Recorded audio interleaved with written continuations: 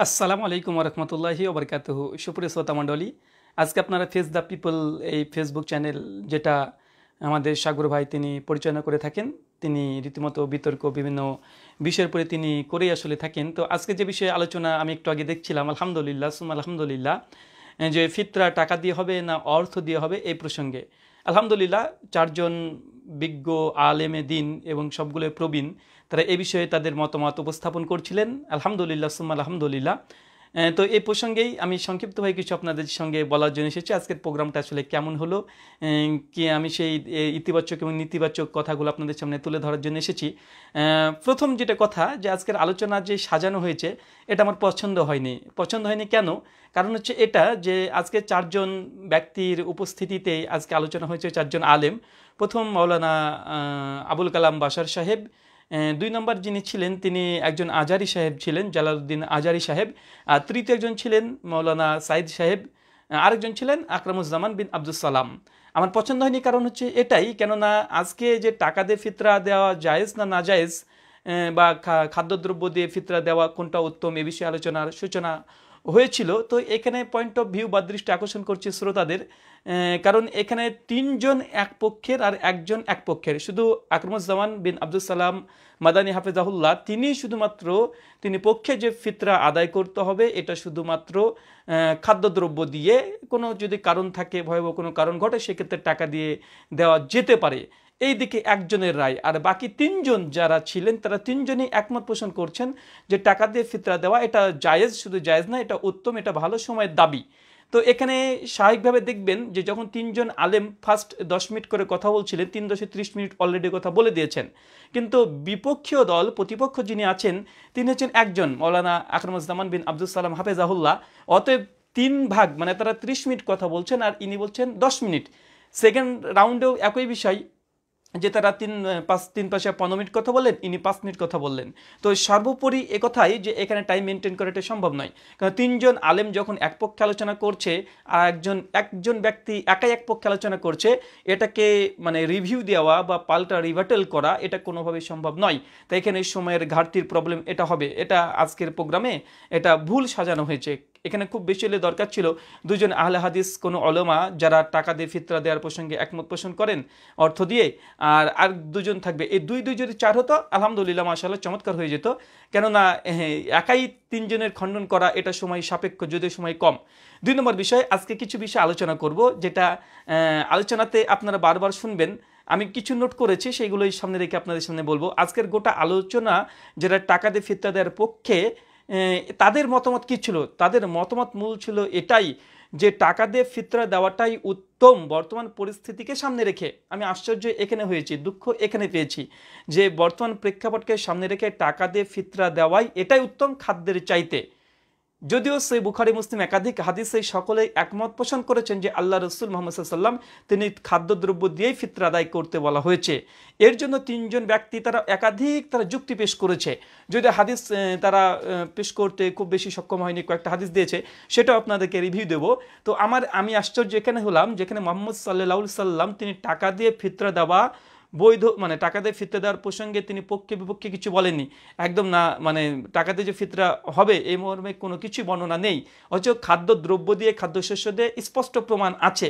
তো আজকের আলোচনা আমি আশা করেছিলাম যে যারা এসেছিলেন উলেমায়ে আহনাফ থেকে, তারা বলতো যে হ্যাঁ অবশ্যই খাদ্যদ্রব্য দিয়ে ফিতরা আদায় করা এটাই উত্তম, এটাকেই তারা মানে উত্তম হিসেবে জাতির সামনে পেশ করতো। আর টাকা দেয়াকে অনুমোদিত, জাস্ট অনুমোদিত না, এটা দিলে ফিতরা আদায় হয়ে যাবে। আমি ভেবেছিলাম হয়তোবা যারা উদারতা দেখানোর জন্য এসেছিল তারা এই কথাটাই বলতো, কিন্তু তারা এক বাক্যে বারবার একটা কথাই বলছে যে টাকা দেওয়াটাই উত্তম আর শস্য ক্ষেত্র দেওয়াটা অনুত্তম, মানে আল্লাহ তাআলার সুন্নাহটাই অনুত্তম প্রমাণিত করে দিয়েছে। আর 2 নম্বর, যেখানে টাকা দেয়া এটা একটা শুধুমাত্র একটা কিয়াস বা যুক্তি নির্ভর একটা ফতোয়াকে, এটাকে উম্মতের ওপরে, জাতির ওপরে এটাই উত্তম করে দিয়েছে, রাসূলের সুন্নাহকে অনুত্তম করে দিয়েছে। আমি চরম এখানে আঘাত পেয়েছি। তো আসেন আমি কয়েকটা বিষয় নিয়ে আলোচনা করব। আমি তাদের বক্তৃতার 30খানা পয়েন্ট নোট করেছি, আমি খুব ডিটেলস বলবো না, শুধু মূল সারমর্মটা বলে যাব। আবুল কালাম বাশার সাহেব হাফিজাহুল্লাহ তিনি আলোচনা করতে গিয়ে, আমি সম্পূর্ণ আলোচনা শুনি নাই, তার 2 মিনিট আমি আলোচনা শুনতে পেয়েছিলাম ফার্স্ট রাউন্ডে। তো ওইখানে তিনি যেই হাদিস মানে তিনি যে প্রমাণটা দেওয়ার চেষ্টা করছেন, বারবার বলছেন যে গরিব দুস্থ মানুষকে সাহায্য করা, গরিবদের যেটা উত্তম, গরিবের কল্যাণে লাগবে, মিসকিনদের কল্যাণে লাগবে, এই জন্যই টাকা দিয়ে ফিতরা আদায় করাটাই এটা গ্রহণীয়, এটাই উত্তম। এখানে আমার অবজেকশন হচ্ছে এটা সুনান আবু দাউদ হাদিস নাম্বার 1671 এবং সুনান ইবনু মাজাহ হাদিস নাম্বার 1887 আল্লাহ রাসূল ফিতরার উদ্দেশ্য কি বলেছে। আল্লাহ নবী ফিতরার উদ্দেশ্য কি শুধুমাত্র মিসকিনকে সহযোগিতা করা, মিসকিনদের কল্যাণ করা, এটাই কি উদ্দেশ্য? জি না, শুধু এটা উদ্দেশ্য নয়।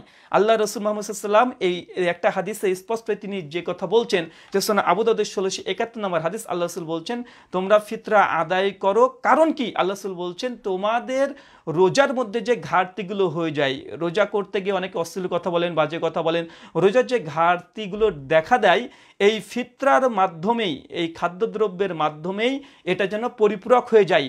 মানে ফিতরার মুখ্য উদ্দেশ্য, এর হিকমত হচ্ছে এটাই, এর উদ্দেশ্য হচ্ছে এটা যে আপনি যে রোজা পালন করছেন, সিয়াম পালন করছেন, কোনো সিয়ামের দুর্বলতা আসলে, কারণ আমরা তো সকলে গুনাহ থেকে মুক্ত নয়, তো আমাদের মধ্যে যদি কোনো ত্রুটি বিচ্যুতি হয়ে যায়, ফিতরা একটা গরিব মিসকিনকে দিয়ে, খাদ্যদ্রব্য দিয়ে, যেহেতু আমরা খাদ্য থেকেই সিয়ামের সময়তে দূরে ছিলাম, তা আল্লাহ রাসূল তিনি খাদ্য দিয়ে একজন মিসকিনকে তিনি সহযোগিতা করতে বললেন, এটা উদ্দেশ্য। আর দ্বিতীয় উদ্দেশ্য যে মিসকিনের সহযোগিতা। তো ফার্স্ট পয়েন্ট হচ্ছে এটা যে ফিতরার উদ্দেশ্য এটা নয় যদি শুধুমাত্র মিসকিনদেরকে সহযোগিতা করা। ফিতরার মূল উদ্দেশ্য নিজের রোজা যদি দুর্বল হয়ে যায় সেক্ষেত্রে নিজের রোজাকে কমপ্লিট করা, নিজের রোজাকে ফুলফিল করা, নিজেকে আগে বাঁচানো। কু আনফাসাকুম আহলাকুম নারা, আগে নিজে বাঁচার কথা আল্লাহ নবী মুহাম্মদ সাল্লাল্লাহু আলাইহি ওয়াসাল্লাম এই কথা বলেছে। তাই তাদের যতগুলো আর্গুমেন্ট তারা পেশ করেছে যে মিসকিনদের উদ্দেশ্যে, মিসকিনদের কল্যাণে, এটা মৌলিক প্রথম উদ্দেশ্য নয়। প্রথম উদ্দেশ্য কি? নিজের সিয়ামকে পরিপূরক করা, এটাই মূল উদ্দেশ্য। তাই তাদের এই মর্মে যতগুলো 20টা জবাব দিয়েছে সবগুলো খণ্ডন করা যায়, তবে এই একটা হাদিস দিয়ে আমি খণ্ডন এটাই করলাম। পয়েন্ট নম্বর 2, আবুল কালাম বাশার সাহেব তিনি একটা হাদিস পেশ করেছেন মুসান্নাফ ইবনু আবি শাইবা থেকে, যেটা আবি ইসহাক সাবি জুয়াহির বিন মুআবিয়া থেকে। এই হাদিস নিয়ে আমার 1 ঘন্টার আলোচনা আছে, হাদিসটা সহিহ নয়, কেননা জুয়াহির বিন মুআবিয়া আবি ইসহাক সাবি রাহিমাহুল্লাহ, এই আবি ইসহাক সাবি একজন তাবেঈ, তিনি যে হাদিস বর্ণনা করছেন টাকা দেওয়ার কথা, যেটা মুসান্নাফ ইবনে আবি শাইবাতে আছে, আবি ইসহাক সাবিঈর শেষ জীবনে মস্তিষ্ক বিকৃত ঘটেছিল এবং আবি ইসহাক সাবিঈর কাছ থেকে জুয়াহির বিন মুআবিয়া রাহিমাহুল্লাহ তিনি তার মস্তিষ্ক বিকৃত হওয়ার পরেই হাদিস শুনেছে। এর জন্য প্রমাণ একাধিক আছে, আমি ডিটেলস আলোচনা করেছি, একটাই শুধু প্রমাণ দিই। মুত্তালাকিন 35 নম্বর জীবনীতে ইয়াহইয়া ইবনু মাইন রাহিমাহুল্লাহ তিনি কথা বলেছেন, একাধিক প্রমাণ দেওয়া যাবে। তার মানে বোঝা যাচ্ছে যে এই জুহাইর বিন মুআবিয়ার এই সনদটা সহিহ নয়। 2, এই হাদিসটা যদি সহিহ হয় তারপরে সাহাবী যে আদরাকতাহুম, এর উদ্দেশ্য সাহাবী নয়, কেননা এখানে মূল কারণ হচ্ছে এটা যে তিনি একজন নিজে তাবেঈ, তিনি তাবেঈর কথাই বলবে। আর যদি সাহাবী হয় তাহলে সাহাবীদের বর্ণনা পাওয়া যেত হাদিসে, যে কোন কোন সাহাবী তারা বলেছে যে টাকা দিয়ে ফিতরা দেওয়া বৈধতা, কিন্তু কোন সাহাবী থেকে কোনো কল পাওয়া যায় না, অথবা এটা তাবেঈ দেখেছে এটাই হয়, তারপর হাদিসটা সহিহ নয়।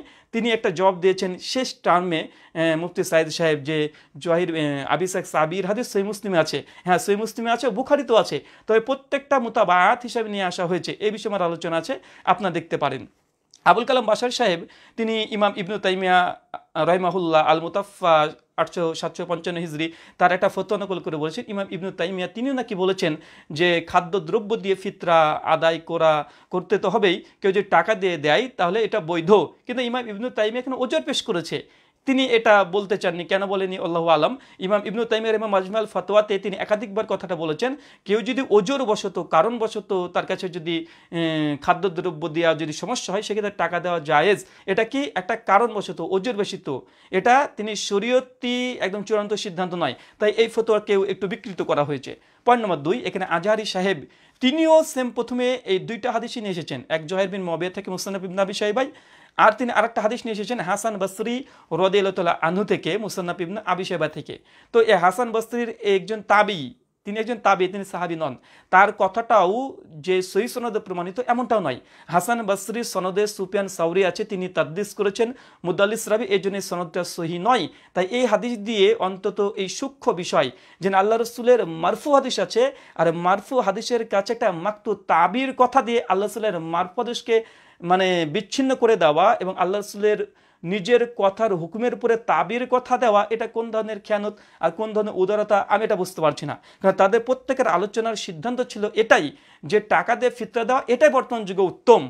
তার জন্য তিনি তাবির কল পেশ করছে। চিন্তা করেন, যেখানে আল্লাহ রাসূলের কথা যে তুমি খাদ্যদ্রব্য দিয়ে ফিতরা আদায় করবে, সে বুখারী 1503, 4, 5, 8, 9, 10 পরপর বর্ণনা আছে। সুনান আবু দাউদ 1600, 8, 9, 10 পরপর বর্ণনা আছে। এবং সকলেই একমত আল্লাহ রাসূল তিনি মাল দিয়ে তিনি ফিতরা আদায় করেছেন। টাকা দেওয়া জায়েজ না নাজায়েজ এটা হতে পারে, কোনটা উত্তম, টাকা দেওয়া কি জায়েজ এটা হতে পারে আজকের আলোচ্য বিষয়, কিন্তু তারা টাকাটাকেই উত্তম বানিয়ে দিয়েছে। আমি এখানে খুব দুঃখ পেয়েছি।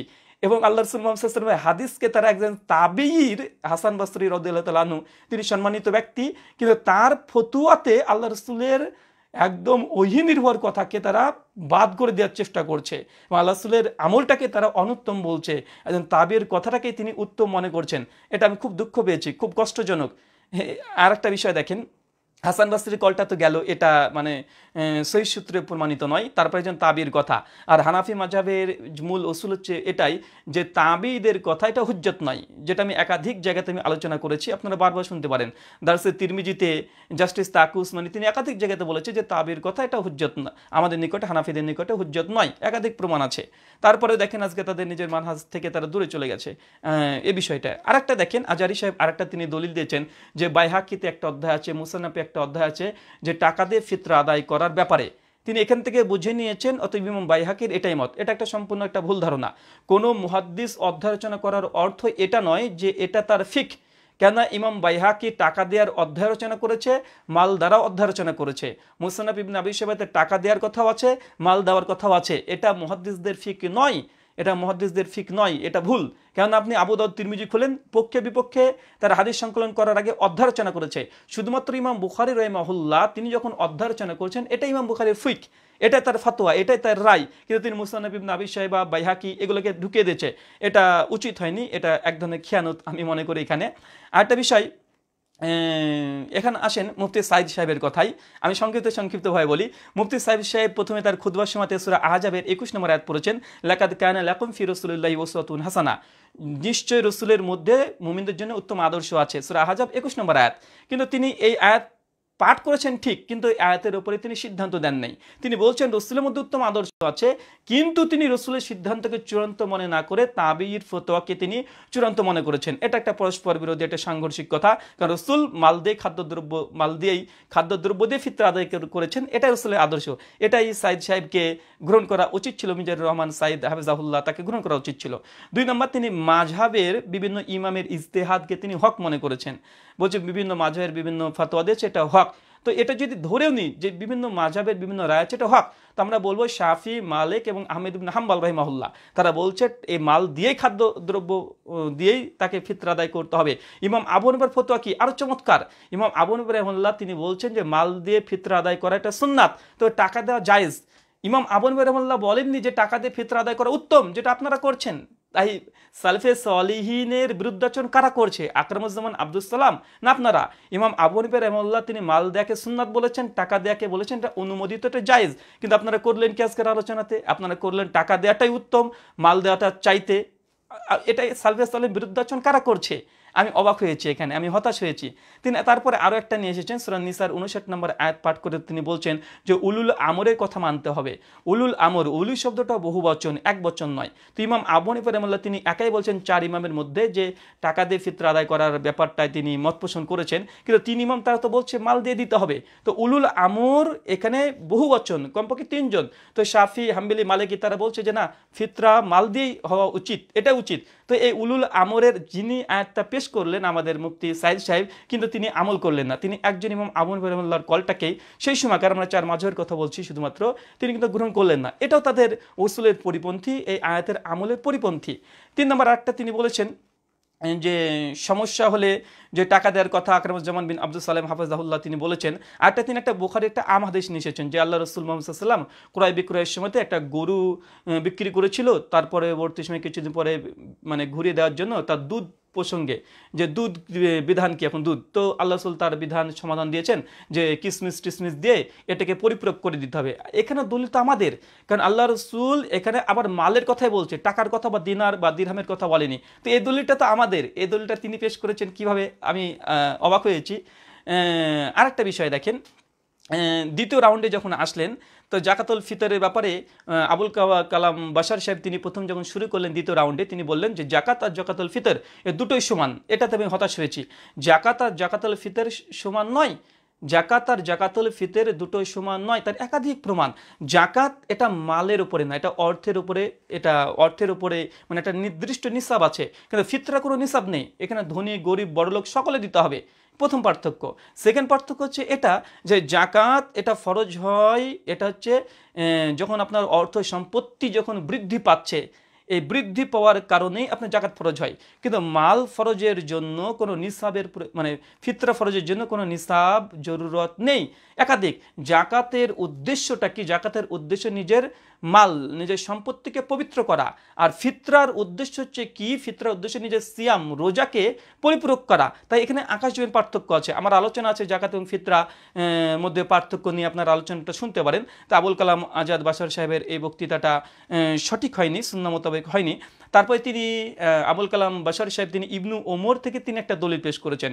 কেননা আকরামুজ্জামান আব্দুল সালাম হাফেজাল্লাহ তিনি বলেছেন যে একটা জাল হাদিসও নেই আল্লাহ রসুল থেকে যে আল্লাহ রসুল তিনি টাকা দিয়ে ফিতরা দেওয়ার ব্যাপারে, অর্থ দিয়ে ফিতরা দেওয়ার ব্যাপারে বাশার সাহেব তিনি না বুঝে তিনি ইবনু ওমর থেকে কল পেশ করলেন। চ্যালেঞ্জটা ছিল কি আল্লাহ রসুল থেকে, তার দিয়েছে সাহাবি থেকে। তারপর ইবনু ওমর রাদিয়াল্লাহু তাআলা আনহু যে হাদিস মুসন্নাফে এসেছে বাশার সাহেব দিয়েছে, এই হাদিস সহিহ নয়। এখানে লাইস বিন আবি সুলাইম ইনি সমস্ত জমহুর মুহাদ্দিসদের ঐক্যমতে যায়িফ, 25 জন মুহাদ্দিস থেকে মানে দুর্বল বলেছে, যায়িফ বলেছে, কাযযাব বলেছে, একাধিক প্রমাণ আছে। আমার বিস্তারিত ডিটেলস ভিডিওতে আপনারা পেয়ে যাবেন। তারপরে দেখেন তিনি একটা যুক্তি দিয়েছেন যে দিনার আর দিরহাম, যে আল্লাহ রাসূলের জামানাতে, মুহাম্মদ সাল্লাল্লাহু আলাইহি ওয়াসাল্লামের জামানাতে সেই সময়তে দিনার, এক দিনার দিয়ে, এটা সাইদ সাহেব বলেছেন, এক দিনার দিয়ে একটা মানে ছাগল কেনা যেত, বাশার সাহেব বলেছে। তো সেখানে দিনারের কথা আসবে কিভাবে? দেখেন একটা বাংলাতে বই আছে ইসলামে জাকাতের বিধান, তার ওই বইয়ের 140 নম্বর পৃষ্ঠাতে স্পষ্ট লেখা আছে যে আল্লাহ রাসূলের জামানাতে একদম অর্থ এটা পর্যাপ্ত পরিমাণে ছিল, আল্লাহ রাসূলের জামানাতে থাকার পর আল্লাহ রাসূল এই হুকুম দেয়নি। তাই এই যুক্তিটা কোনো যুক্তি নয়। তাহলে আমরা এখানে বলতে পারি যে সেই সময়তে তারা ছোট ছোট জিনিস কিসের বিনিময়ে কিনেছে, শুধু চাল ডালের পরিবর্তে কিনেছে, এমনটা তো হতে পারে না। যাই হোক, তারপরে আরেকটা বিষয় তিনি দিয়েছে মুয়াজ বিন জাবালের হাদিস, যেটা সহিহ বুখারীর তালিকাত হিসেবে এসেছে। দেখেন সহিহ বুখারীতে ইমাম বুখারী হাদিস নিয়ে আসেনি, যেটা বাশার সাহেব দিয়েছে। এখানে প্রথম মুয়াজ বিন জাবাল থেকে যে হাদিসটা নিয়ে আসা হয়েছে, এই হাদিসটা প্রথমে তো এটা মানে ইমাম বুখারীর তালিক নিয়ে এসেছে, এটা হাদিস সনদ নেই সহিহ বুখারীতে। যদিও মুসান্নাফ আব্দুর রাজ্জাকের সনদ পাওয়া যায়, তারপরে সেখানে মুরসাল সনদ ইনকেতা আছে, যেটা ইমাম হাজার আসকালানি ফাতুল বারির মুকদ্দমা প্রথম খণ্ডে 18 পৃষ্ঠাতে বলে দিয়েছে যে মুয়াজ বিন জাবালের সঙ্গে তাউসের সাক্ষাৎ প্রমাণিত নয়, এটা ইনকেতা আছে, বিচ্ছিন্ন আছে। প্রথম হচ্ছে এটা যে মুয়াজ বিন জাবালের এই সনদ এটা ইমাম বুখারীর গ্রন্থে নাই। 2 নম্বর এর সনদ যেটা আছে সেটা মুনকাতি তথা বিচ্ছিন্ন সনদ, কারণ এখানে তাউস মুয়াজের সঙ্গে সাক্ষাৎ নেই। ইমাম বুখারী তিনি ফাতুল বারির মুকদ্দমাতে কথা লিখে দিয়েছেন আগেই, হাদিসটা মানে আলোচনা করার আগে তিনি মুকদ্দমাতে কথা বলে দিয়েছে। 3 নম্বর দেখেন এই হাদিসে কি আছে, মুয়াজ বিন জাবাল তিনি কি করেছিলেন, তিনি এখানে জাকাতুল ফিতরা না, জাকাতের কথা, জাকাতে তিনি কি নিতেন, জাকাতে তিনি অর্থের বদলে তিনি জামা কাপড় নিয়েছেন। তো এটা জাকাত, এটা ফিতরা নয়, এটা ফিতরা নয়। 4 নম্বর যদি ধরেও নিই যেটা ফিতরার জন্যই এটা নিয়ে আসা হয়েছে মুয়াজ বিন জাবালের, তারপরেও বলবো এখানে মুয়াজ এখানে কি করেছে রাদিয়াল্লাহু তাআলা আনহু, তিনি কি করেছেন, তিনি জামা কাপড় নিয়েছেন। জামা কাপড়, তো জামা কাপড় আর অর্থ এটা তো মালের বদলে মালই নেওয়া হয়েছে, এখানে টাকা নিয়েছে। বুখারীর এই দলিল থেকে 4টে জবাব, যে এখানে টাকার পরিবর্তন ঘটেনি, এখানে মালের বদলে মাল পরিবর্তন হয়েছে, জামা কাপড় নিয়েছে। তাই আবুল কালাম আজাদ বাশার সাহেবের এটাও একটা ভুল হয়েছে। আর তিনি কঠোরভাবে বলেছেন যে সালাফদের বিরুদ্ধে আচরণ নাকি আকরামুজ্জামান বিন আব্দুল সালাম তিনি করছেন। আমার কথা, সালাফদের বিরুদ্ধে আচরণ কারা করছে? সালাফদের বিরুদ্ধে আচরণ তো আপনাদের মধ্যে আমি দেখতে পাচ্ছি, কেননা আল্লাহ রসুল থেকে, সাহাবি থেকে, তাবাতাবাই থেকে, 4 ইমাম থেকে আজ পর্যন্ত সমস্ত মুহাদ্দিসগণ, ফুকাহাগণ, মুজতাহিদগণ তারা বলছে খাদ্য দ্রব্য দিয়ে ফিতরা আদায় করা সুন্নাত। তবে কি টাকা দেওয়ার বৈধতার ব্যাপারে বলেছে, এতটা উদারতা দেখেছে। কিন্তু আপনারা যে এসে চূড়ান্তভাবে বলে দিচ্ছেন যে খাদ্য দ্রব্য চাইতে টাকা দেওয়াটা উত্তম, এটাতে আমি অবাক হয়েছি। আরেকটা দেখেন মানে এটা হচ্ছে সারমর্ম।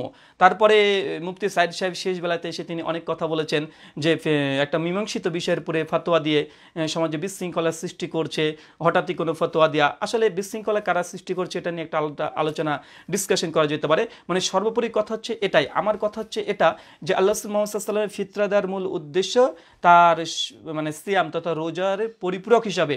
এটা সেকেন্ড স্টেপ হচ্ছে মিসকিন ফকিরদের এটা কল্যাণের জন্য।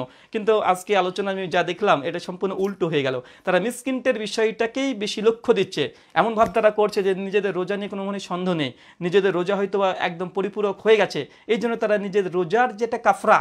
আরও দেখেন কোরআন মাজিদে আছে এর উত্তর, সূরা বাকারা আয়াত নম্বর 83-84, কেউ যদি রোজা রাখতে না পারে আল্লাহ সুবহানাহু ওয়া তাআলা কি বলেছেন? টাকা দিয়ে দিতে। টাকা দিতে বলেনি, কি বলেছে? যে তাকে খাদ্যদ্রব্য দিয়ে দাও, তাকে খাদ্যদ্রব্য। কেন? কারণ যেহেতু সে মানে খাদ্যদ্রব্য, মানে এখানেও একটা খাদ্যদ্রব্যের কথা পাওয়া যাচ্ছে। কেউ যদি নামাজের মধ্যে কোনো ভুল করে ফেলে তাকে কি নামাজের একটা অংশ দিতে হয়, নামাজের একটা অংশ মানে একটা সহসিজদা দিয়ে দিল। ঠিক ফিতরার ব্যাপারে এক, যেহেতু আল্লাহ রাসূল এটার উদ্দেশ্য বলে দিয়েছে যে নিজের সিয়ামকে পরিপূরক করা, আরেকজন সিয়ামি ব্যক্তি, একজন রোজদার ব্যক্তি সে খাবার থেকে দূরে থাকে, তার জন্য মানুষকে খাবার দিয়েই সহযোগিতা করবে, এটাই গ্রহণযোগ্য হতে পারে। আমার সর্বোপরি কথা হচ্ছে এটা, আমি ফতোয়া দিতে আসিনি, আজকের আলোচনাতে দুঃখ পেয়েছি এটাই বললাম। এটা আমি আশা করেছিলাম আলোচকগণ তারা এটা প্রতিষ্ঠিত করবে যে দেখুন একদম খাদ্যদ্রব্য দিয়ে ফিতরা আদায় করে এটাই সুন্নাত, এটা আপনারা করেন। তবে কেউ যদি টাকা দিয়ে দিতে চান তাহলে এটা আদায় হয়ে যাবে, এই জায়েজ পর্যন্ত ঠিক ছিল, কিন্তু উত্তম বানানো আমি এটা মানতে পারি না। এটা আমি অন্তত আমি এটা মানাটা সম্ভবই নয় যে টাকাটাই উত্তম। একজন তাবিজ যদি যদি কোনো তাবির কলও পাওয়া যায়, ওমর বিন আব্দুল আজিজ রাহিমাহুল্লাহ তিনি যদি এই তার যদি শাসন ক্ষমতা এটাও দিয়ে থাকে, তারপরে এটাই হয়, এটাই হওয়া উচিত ছিল যে টাকা দেওয়াটা জায়েজ, খাদ্যদ্রব্য এটাই সুন্নাত, এটাই উত্তম। আমি অবাক হয়েছি তাদের যুক্তি দিয়ে তারা আল্লাহ রাসূলের মূল হাদিসকে তারা খণ্ডন করে দিচ্ছে, এটা আমি অবাক হয়েছি। এটা অবাক হওয়ারই কথা, তারা যুক্তি দিচ্ছে এইভাবে যে মিসকিনদের উপকার করার জন্য। তো আমরা একাধিক জায়গাতে বলতে পারি তাহলে হজ করার কি দরকার? হজ করার দরকার নেই, গরিব মানুষকে টাকা দিয়ে দেন, আপনার হজ হয়ে যাবে। কেন হাদিস থেকেও পাওয়া যায়, কিছু নুসুস দলিল আপনার নিয়ে আসতে পারবেন।